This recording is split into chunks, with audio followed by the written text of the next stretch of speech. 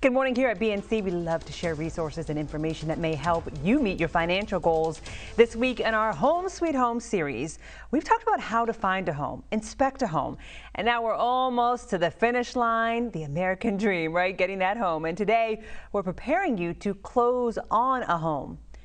And here we have Twanja Windley, a realtor in South Carolina, who says her goal is to change the narrative for our culture and help create opportunities for home ownership through her nonprofit, Twindle Foundation. And thank you so much for joining us out of South Carolina, live here to share some helpful tips to get us ready to close on a home.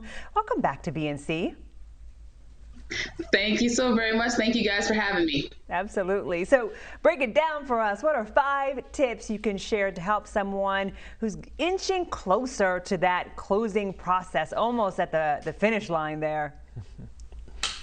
You know what, that is the biggest point. At that time, it's the biggest point, and it's exciting, but it's also scary because there's 3 things, there's 3 documents, 3 major documents. When you go to the closing table, there's that promissory note, which states that you promised, to take responsibility of that loan. Also, it gives you the information for your lender and your where to make your payments. You also have the deed of trust or your mortgage statement, in which is a lien that you're responsible for, that a lien that's placed on your collateral, which states that you're responsible for those payments. And then there's the closing disclosures, which that is when you they do an itemized statement and break down all of the prepayments that you have to pay when you're at the closing table. When you go in for closing, the closing attorney goes over, reviews, and allow you to sign all of the documents that were presented to you, so for the mortgage loan. And then also, if there's things on there that you don't know, you want to make sure that you do understand exactly what you're signing before you sign it. So if there's any type of discrepancy in what you discuss with your lender, and when you get at that table, you want to make sure that you have understanding of what you're doing before you sign your life away, because it's a big commitment. You're also going to make sure that you take a cashier check or a certified check to the closing table, because you cannot take cash, nor can you use a personal check. So you want to make sure that you have your funding in place. You'll make sure that all the inspection information is correct when you go to closing table, which that is also provided with during the process with your realtor, and the lender is already taking care of that information. So some of that stuff is already given before closing, but you want to make sure that your documents are correct before signing your life away. Yeah, like you said, you're signing your life away. It's a big commitment. And I think a lot of people think, well, okay, I agreed on the price. I have my closing amount, so let's go to closing. But it takes a little bit longer than that. So explain the timeline on how long it could take to actually get to the closing table. And then how long will it take once you're there? You know what? The process could be just from start to end. From when you walk into that closing room, it could be 15 minutes, it could be 2 hours, and you may have to come back again. You just never know, because there's just some things that could delay it. Wiring up the wire transfer, the money might come in late. So most of the times they try to have the money from the lender wired in previously before you get to the closing table, but it doesn't always happen that way. So there just could be some setbacks in there that will hold up the closing process, and you just never know. You may have a lender that's from out of town, out of state, and the money may be delayed coming in, and it could take a week or so. I've had a situation where it took a week because the city was shut down because of the storm, and it took a while before the other party was able to get their money. So sometimes it could be very stressful. You don't know what to expect.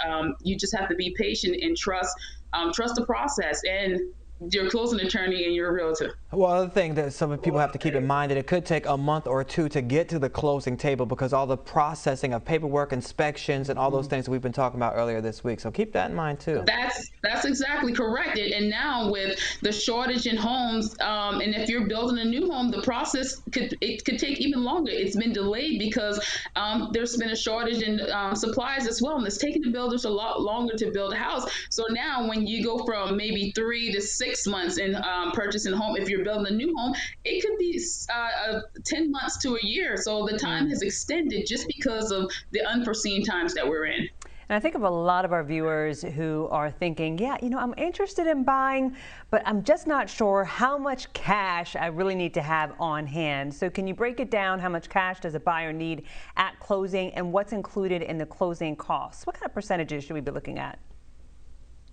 You know what? It's maybe about 2%. It really does depend. A lot of times you may be able to ask your seller to pay some of that closing cost. If you're buying new construction, typically the builders are nice enough to give some type of credit, and that way you don't have to come up with as much money. So it really does depend. But I'll tell you this: the lenders love that when people come to the closing table, and also the lenders love that you have some type of reserve in your bank account. So you want to make sure that when you come to that closing table, you want to have some skin in the game. They expect you to bring something to the table as well, so that they're not the only one that's taking a risk. So, I mean, even though you may be able to get a loan, 100% a USDA loan, but you want to make sure that you have money to back yourself. They want to make sure that you're able, when they're giving you a loan, they want to make sure that you're going to be able to make those payments for the next 2 to 3 months.